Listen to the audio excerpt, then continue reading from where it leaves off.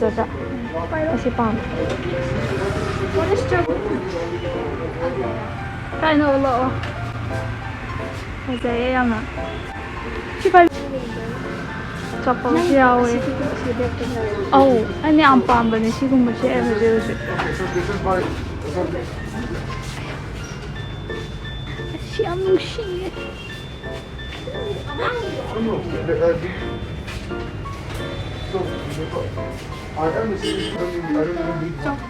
all the transaction ID, all the settlement, all the I can view it from the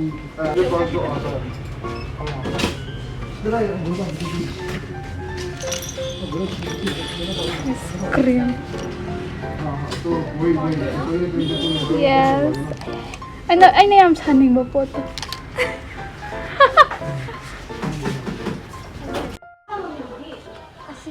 Xin lấy ra e. Lagi. Sina notebook.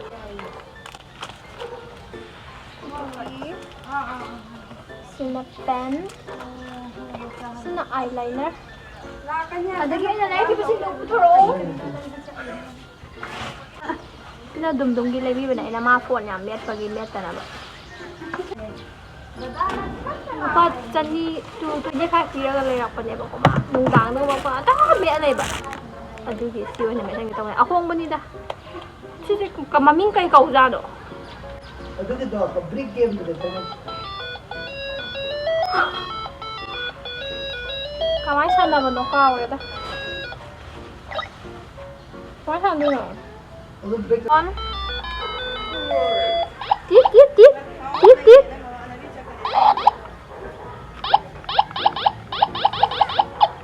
Ay, yay!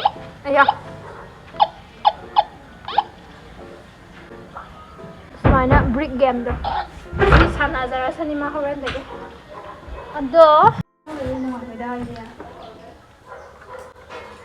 Koi sisidagi na jang kimbap haise sisidagi achapot khara cha doine mai laba ado sida laise sina Korean sweet and spicy chicken laire sida kedore spicy tteokbokki se with cheese without cheese ani ne ba sisina with cheese without cheese ani ne ba ko tteokbokki se Sina chicken, sina yung. Ida chicken gilairas, ida egg gilairas na. Yari. Tapi lo, ay power bank do. Hello. Nasaksu kangle. Namisu kandi. Kangle have ni. Kangle have wrong. Bang. Okay, ako si mukbang tau bagi like Ay kaya ko betul kimchi do sa akin. Kayak ini mukbangi kawai aja no video kurang na te aduga number sai te ba ko se kai hani set up to ba se hai te ba ko lagi gani Saya kai do ka. chicken ki bap sana try tau ga Nang sa dum lam sa ka. Lo ina se mane ha do na.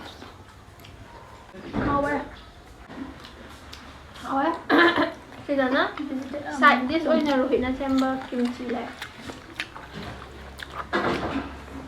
mo gi chicken na phajana shredded tawraga hape ba ngi na tra To al ba problem do oy de ba. asina egg kine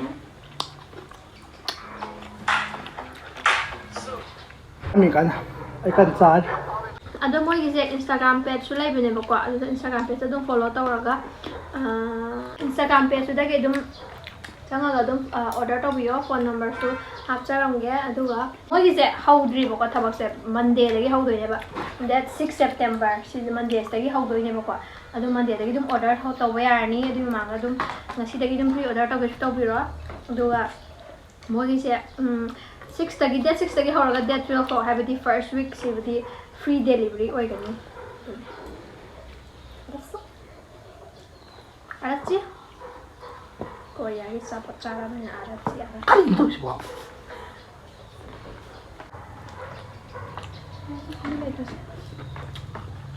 This is the spicy chicken. 아니 도매. Sweet spicy nha. Sweet and spicy như cái nó ngọt vị. 아니 그냥 가자 한 거. 준비해야 돼. 야 많이 넣어줘.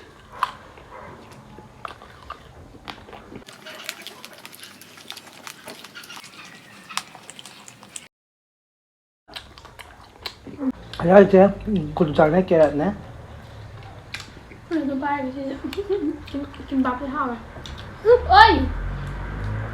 남시가 돼.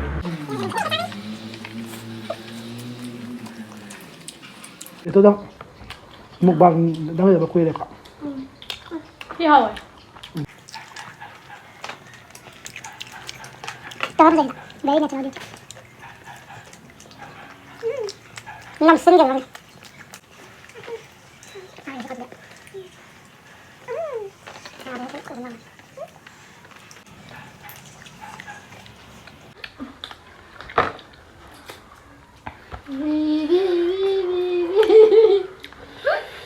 Nó chao xuống này đấy.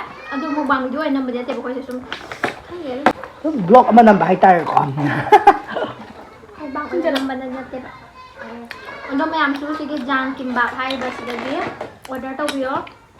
Ay mo gi details to description na num hapsara mage. Ado hoji makata video mo kari taw mo to mo yung na. Recommend tawo pa tapos te.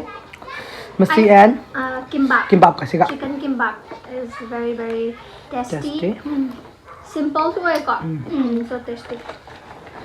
Sauce ko lupa sa da ha. Senga.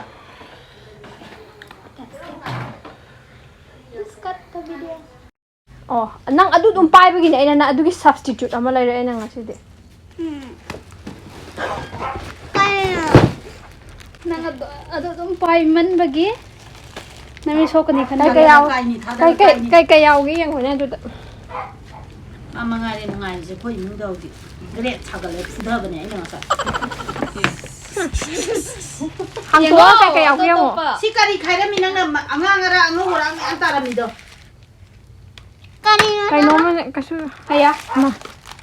배낭기 아두 Ye ngo hang do 나리 da.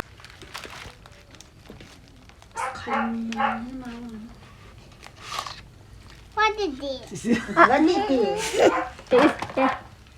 Kaya. Kay na nang ikay di ro nang isa. Kasi na biscuit kilo.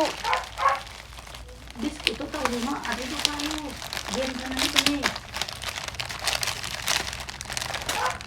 Take it to stand. Dili nga rong dong. 가이 뭐 이게 야외 Sine ay na meron ay na piling isa. Kanyang. 많이 때려 Sa. Sila nang na mamagi phone na sana ba dugo mo do. To, kangbra. Kangbra. Kangbra kangdabra. Kang. 땡큐 Ado na na si the metoy ni. 너도 하이로드는 나 민데 볼래 Meta siya 됐어. Yeah. Ikay na no ra nga si. 예 So cream ro nga sangi daw ra te ba sangi daw. Ikay ba raw? Yam na. Hojik yumda leire. Hojik yumda leire do sida phone case kar ulake. Lang ka no? Phone case kar ulake ba ko. Lagi phone case. Si am phajadra. Very cute. Hai na 3D oi ta tu. 3D hai do ra. Si ma leire. Adati sisna BTS ki ne. BTS ai na ka hai do. Pam de hai wi ne ta ba ai na stand taw ka hai dai ne. Adu maki taw de ba ko adu so si BTS ki ma happy ra e adu ka sina customize oi na ma na sinam ha na thapi de. Si ma leire. Dai di si na si phone stand oi do ma lai su khang ga na phone na kin na ba ko. Adai di lang ko imong si aduga sa tripod maga ibira e aduna mayam su suguma phone case adai di customize pamaga di dumoy gi pet su sanga ga dumeng biyo adagi di sida package ama receive tawe hu Amazon da gi si karam order ai che khang gra yeng ga kasi aina hair clip, butterfly hair clip, basta sa order to. Mane, ayan. Masok to yung tea color do. Camera di karo bhajai. 되게 삼 타다라가네. 잡게 떠보려. 띠용.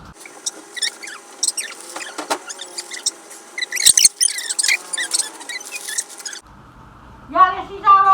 꼴도 배고프게. 하더니 아니 마막 나 할게. 거의 엉아오이 말해서. hơi mịn mà khai chưa? 오케이.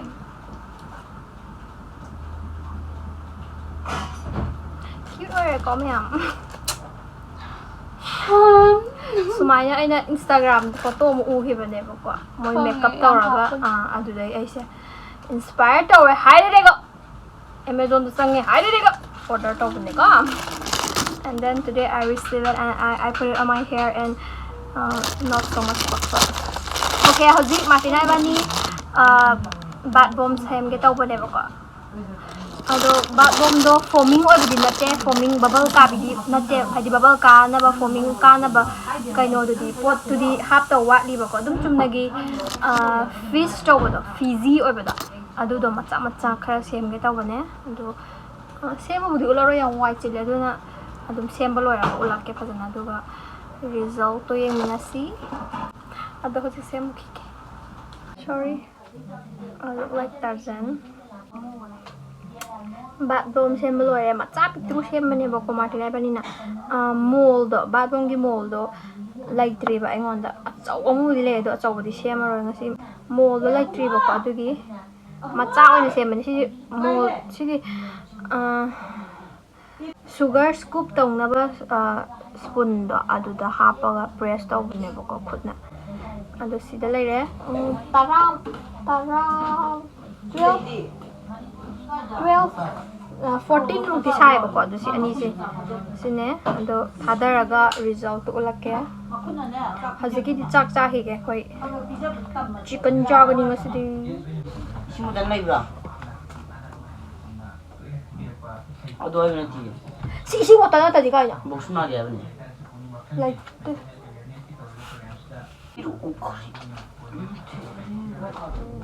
me chak cha thoge du ga result si isinga thada bai do mo ulake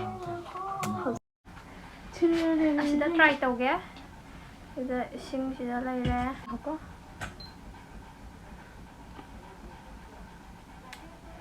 yare thada ba yare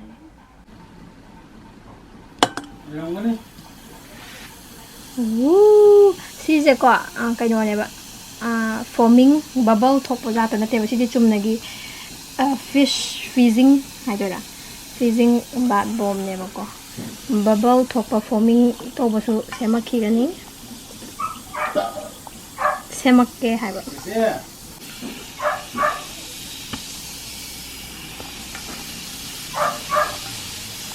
ngayom da bagi na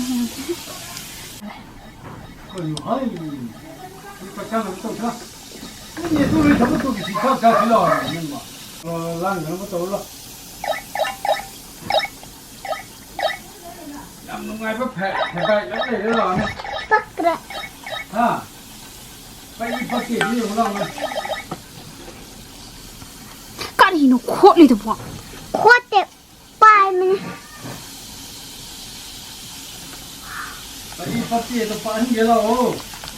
okay shower le to sing bánh kia Martina is about to leave. Martina is about to leave. Sama do thon tha to ka ba ne. khử không biết Bye bye. Good night. Good night. Masina next morning ne ba ko butterfly still na pi na wala kan na ado asik so mo ka Amazon lagi pot ani yaw ra hang so ra ke aduga so aina so unboxing video sam nam janing ba du ne so hapa is aduga video budi si hang bolora ga dum dora ke ba ko okay ahan bagi si ani ne set ani tada ya yam lum me glass ne pura hazadra measuring cup kita ta measuring kaino si yaw si scale hai ta ra measuring scale hai ta ni ko tu si sa measuring scale si yaw 350 ml book chanba aduga sidana dinosaur shi hazatra oi sida straw yaure silicone gi asa patu yam lum law en glass e alumba glass sak che nga sige sige price kya na pi ge nai dum thar ka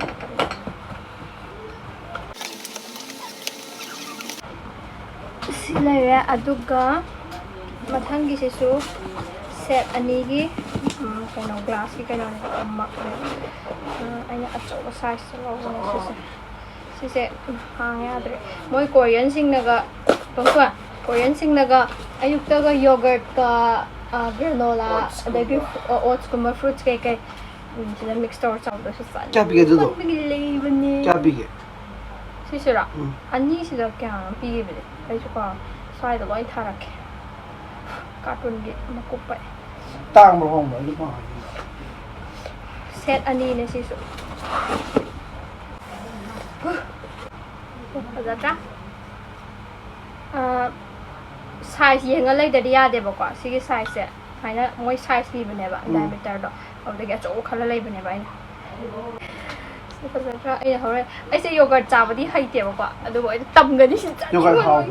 ado yogurt hai tra ga so atopa oats kai kai sa siama ga fruits kumba ha pa ga si lai re ya tu shi mu to sao ấy có tonton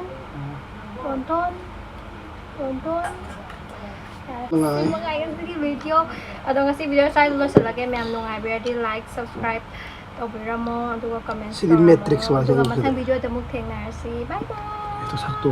okay Matrix mare dot.